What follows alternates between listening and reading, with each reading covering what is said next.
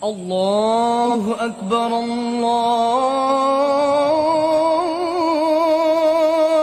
الله أكبر الله أكبر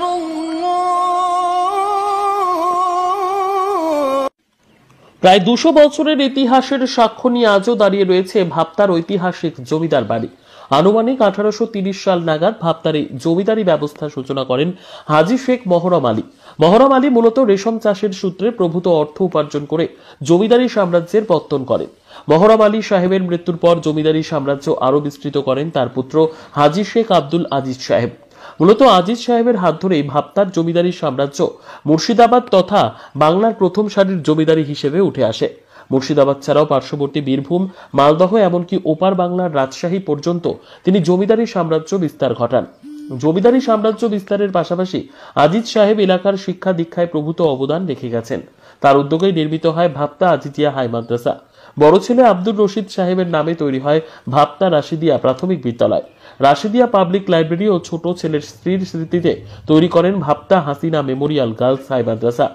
এছাড়াও পার্শ্ববর্তী বহু প্রতিষ্ঠান নির্মাণে আজিজ সাহেবের অনেক অবদান রয়েছে, যার মধ্যে অন্যতম হল সারগাছি রামকৃষ্ণ মিশন তৈরিতে 50 বিঘা জমি নামমাত্র মূল্যে প্রদান করা। আজিজ সাহেবের বড় ছেলে রশিদ সাহেবের মৃত্যু ও ছোট ছেলে আব্দুল হামিদ সাহেব বাংলাদেশে চলে যাওয়ার পর এই জমিদারি সাম্রাজ্যের পতন শুরু হয়। এখন প্রায় ধ্বংসের মুখে দাঁড়িয়ে রয়েছে এই ঐতিহাসিক জমিদার বাড়ি।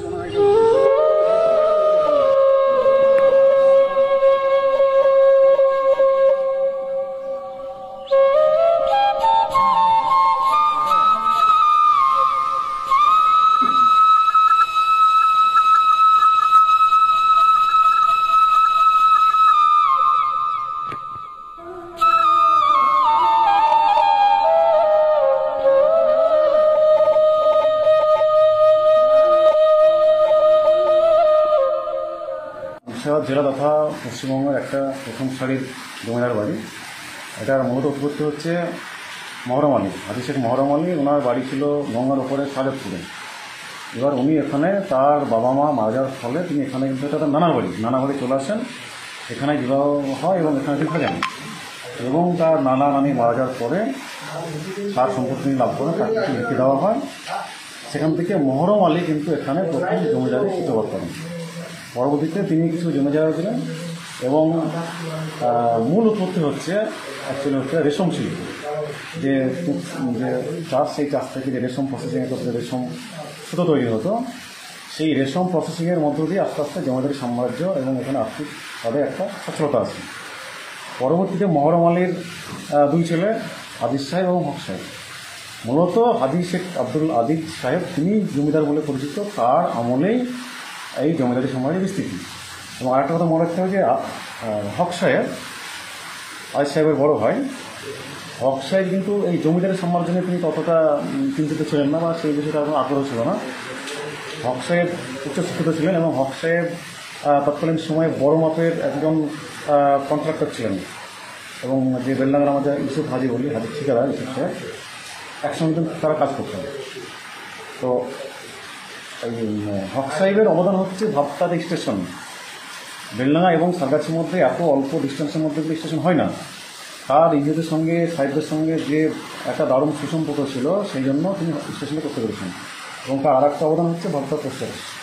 এবার মহরম হক সাহেবের পরবর্তীতে হাজী শেখ আব্দুল আজিজ সাহেব, তার নেতৃত্বে এই যে রেশম শিল্প তৈরি ঘটে, সেখান থেকে বিভিন্ন তারা জমি সম্পত্তি ক্রয় করেন, জমি সম্পত্তি লাভ করেন। এইভাবে ধীরে ধীরে জমি সম্পত্তি বিস্তৃত হতে পারে এবং তিনি সে সময় একজন প্রথম সারির জমিদার হিসেবে কিন্তু উঠে আসেন।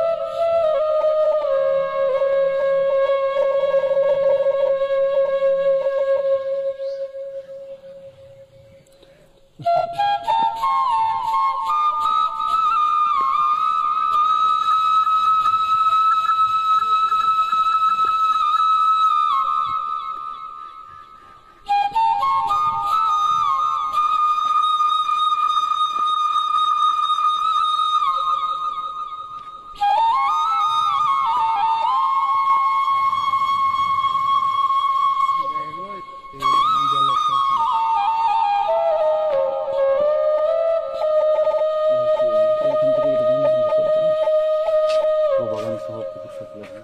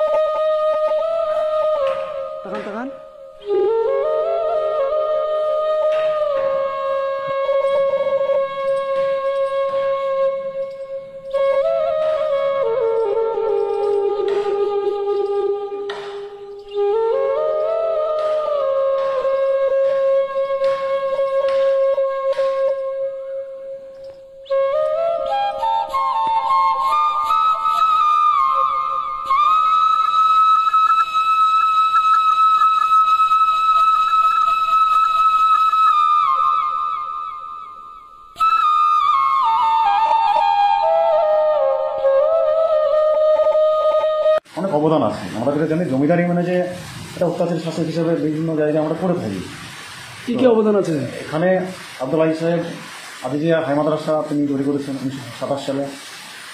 তা ওনার 1927 ওনার যে ছেলে আব্দুল হামিদ সাহেবের স্ত্রী হাসিনা বেগম, তার স্মৃতিতে ভাবতা হাসিনা মেমোরিয়াল গার্লস হয়েছে। রশিদ সাহেবের স্মৃতিতে ভাবতা রাশিদা নিম্ন বুনিয়াদী বিদ্যালয় হয়েছে। আর এছাড়া অনেক বেসরকারি মাদ্রাসা বিদ্যালয়ে তার দান আছে। ভাবতা আপনার বেলডাঙ্গা যে শিশু মাদ্রাসা রয়েছে সেখানে তার অনেক অবদান আছে। এবং এটা হচ্ছে একটা জিনিস হচ্ছে যে সারকাছি রামকৃষ্ণ মিশন, সেই রামকৃষ্ণ মিশনে হাজী শেখ আব্দুল আজিজ সাহেব তার বাবার সঙ্গে মরমের সঙ্গে পরামর্শ করে তিনি সেখানে কিন্তু 50 বিঘা সম্পত্তি বাড়িতে দেন। 54 বিঘা মতন 50 তারা বলছে, যাই হোক 54 বিঘা সম্পত্তি দেন। এবং সেই সময় কিন্তু যেটা মিশন তৈরি হলো, স্বামী অক্ষরানন্দ তৈরি করলেন, তিনি কিন্তু মহুলায় প্রথম সূত্রপাত করেন, কিন্তু সেখানে কোনো জায়গা পাওয়া যায়নি। সেখানকার জমিদাররা জায়গা দিতে কিন্তু অস্বীকার করে। সেই জায়গা খোঁজাখুঁজি করতে করতে করতে হাজী শেখ আব্দুল আজিজ সাহেব জায়গাটা দিয়েছেন বলে কিন্তু ওখানে আজকে রামকৃষ্ণ মিশনটা হয়েছে, যেটা একটা সর্বধর্ম সমন্বয় আমরা বলতে পারি। যে আজিজ সাহেব কিন্তু ওরকম মানসিকতা ছিল না, তাহলে তো কোনো জায়গা দিতেন না। একটা মিশন তৈরি করার জন্য, রামকৃষ্ণ মিশন তৈরি করার জন্য জায়গা দিয়েছেন। তো তার এরকম লালগোলাতে কিছু জায়গা দেওয়া আছে। অ্যাকচুয়ালি আমরা ইতিহাসে তো অতটা খুঁজে এখনো পর্যন্ত উঠতে পারিনি, কোথায় কোথায় আছে। মোটামুটি এই তার অবদান আছে। ভাবতার যে যাবতীয় যে পরিকাঠামো, উন্নতি, মসজিদ, মাদ্রাসা, তার পেছনে আজিজ সাহেবের মূলত অবদান। الله أكبر الله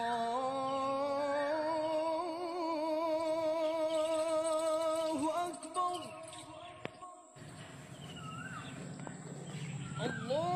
الله أكبر ফাড়েনি এটা।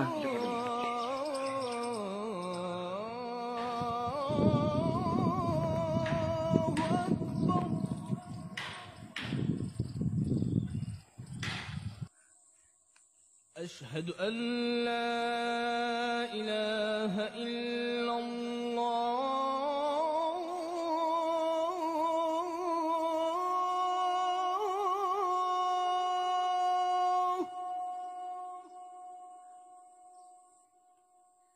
أشهد أن لا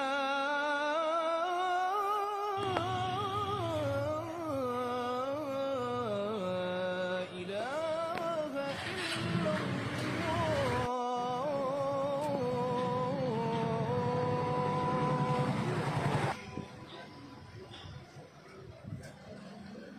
أشهد أن محمد رسول الله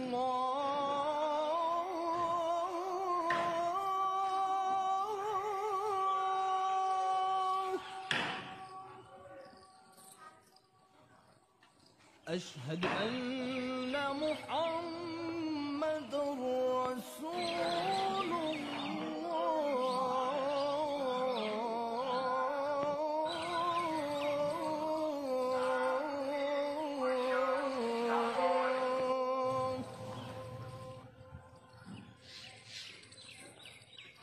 حي على এই যে জমিদার বাড়ি আস্তে আস্তে ধ্বংসের মুখে হয়ে যাচ্ছে, কি বলবেন এই বিষয়ে? আসলে ইতিহাসে তো কোনো সাম্রাজ্য স্থায়ী হয় না, সব সাম্রাজ্যই পতন হয়, সে কালো নিয়মে পতন হয়। এখানে মূলত 1951 সালে একটা আইন হয় যে জমিদারি প্রথা বিলুপ্তি, বিভিন্ন সরকার কৃষকদের মধ্যে জমি পাট্টা জমি বিতরণ করে, তখন থেকে আস্তে আস্তে সাম্রাজ্যতন্ত্র থাকে এবং অনেক উত্তরাধিকার হয়ে যায়, উত্তরাধিকার সূত্রে সম্পত্তি বিভিন্নভাবে ভাগ হয়ে যায়। ফলে কালো নিয়মে ধীরে আস্তে আস্তে সাম্রাজ্যটা কোনো সাম্রাজ্য টিকে থাকে না, আস্তে আস্তে সাম্রাজ্য আলাদা বিল্ডিং বিভিন্ন ভাগ বটরা হতে হতে বর্তমান পরিস্থিতি এসে দাঁড়িয়েছে। এবং আমিও এলাকার একটা বাসিন্দা হিসেবে মনে করি যে এটা একটা হেরিটেজ বিল্ডিং করা উচিত, যেহেতু মোটামুটি 1830 থেকে 40-এর মধ্যে মোটামুটি এই জমিদার সাম্রাজ্যের একটা সূচনা বলা যেতে পারে, মানে প্রায় 200 বছর। প্রায় 200 বছর হলে এটা কিন্তু একটা ঐতিহাসিক একটা জমিদারি, কিন্তু সেই হিসেবে সরকারের বা আমাদের যে আর্কিওলজিক্যাল সার্ভে আছে এটা তো পুরো অধিগ্রহণ করা যাবে না, এটা তো বসাতে পারি। যদি এখানে তারা কিছু হেল্প করে, যে পিছনে গড় রয়েছে বা এই যে 15 বিল্ডিং রয়েছে সেগুলো সংরক্ষণের জন্য যদি সরকার এগিয়ে আসে, তাহলে আমার এলাকার একজন বাসিন্দা হিসেবে আমি মনে করি এটা সরকারের বিষয়টা দেখা উচিত। এবং যারা জনপ্রতিনিধি আছে, এমএলএ আছে, এমপি আছে বা যারা উচ্চপর্যায়ে আধিকারিক আছে, তাদেরকে আমি বলবো যে তারা এই যে ভাবসার জমিদার তার যে অবদান, তার অবদানের স্বীকৃতিস্বরূপ তাকে মনে রাখার জন্য যদি কোনো একটা ব্যবস্থা এখানে করা যায় তাহলে খুব ভালো হয়। আপনার পরিচয়? আমার নাম হচ্ছে মোহাম্মদ আবু সাইদ, আমি পেশায় একজন শিক্ষক। আপনি যেটা বলছেন যে হেরিটেজ করলে ভালো হয়, এটা কি আবেদন করা হয়েছে সরকারের? আবেদন করা হয়নি, সেটা আমরা সোহেল ভাই রয়েছেন, জুমনে ভাই রয়েছেন, তাদের আবেদন কোথায় কী সুবিধা হয় সেইগুলো পরবর্তী আলোচনা করে নিশ্চয়ই করা যাবে। তবে এটা প্রাথমিকভাবে আমার অভিমতটা জানালাম যে সরকারের এখানে ভূমিকা রয়েছে। এটা পুরোনো বিল্ডিং, ওইটা সেই বিল্ডিং টিকিয়ে রাখতে গেলে সরকারকে এগিয়ে আসতে হবে। ঠিক আছে।